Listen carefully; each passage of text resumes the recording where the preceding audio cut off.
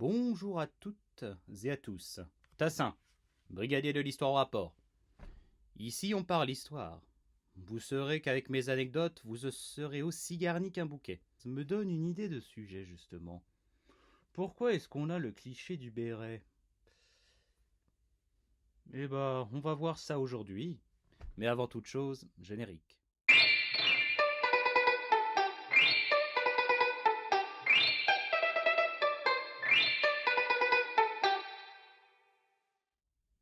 Bien, mais avant toute chose, qu'est-ce qu'un béret?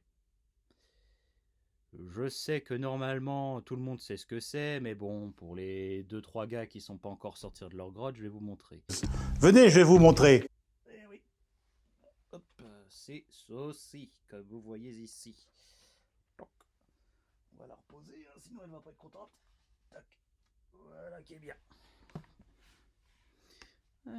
Avant de partir dans l'histoire, on va parler sémantique. On dit béret basque ou béarnais?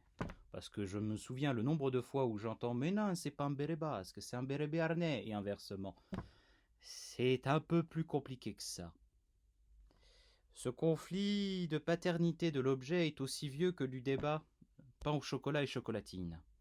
Mais on le sait tous que tout le monde se trompe et que la chocolatine s'appelle en fait une couque au chocolat.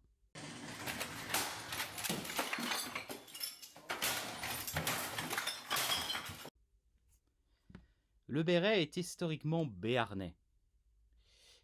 Et souvent sur les têtes des bergers béarnais qui avaient besoin d'un couvre-chef qui les protège de la pluie et du soleil. Mais alors pourquoi on dit basque, maintenant dépassé par le terme béret basque? On doit la confusion à Napoléon. Non, pas celui-là. Plutôt celui-là. Qui, alors qu'il voyait des hommes avec ce couvre-chef en présence de journalisme, il les a appelés bérets basques. Les journalistes, ne voulant pas être suicidés d'une balle dans le dos, ont fait vite fait d'acquiescer, de peur de froisser l'empereur. Et c'est comme ça que le terme est resté. C'est devenu le symbole de la France.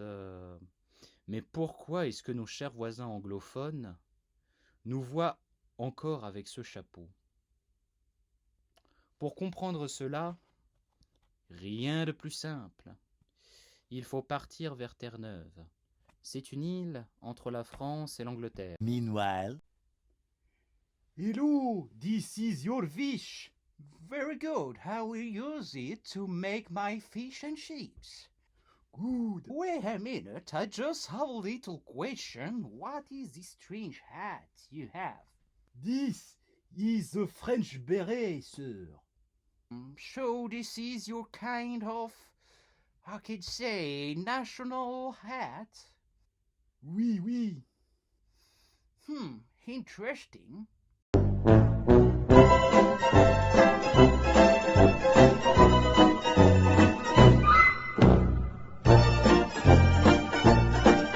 Goodbye, sir. And just one last thing. What is this strange shirt you have with this little blue stripe?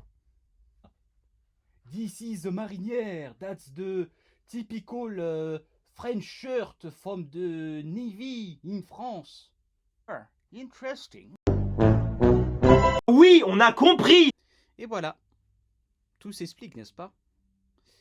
C'est comme ça qu'a été créé le cliché à la fois du French beret ainsi que de la marinière, comme vous l'avez vu dans ces deux petits extraits.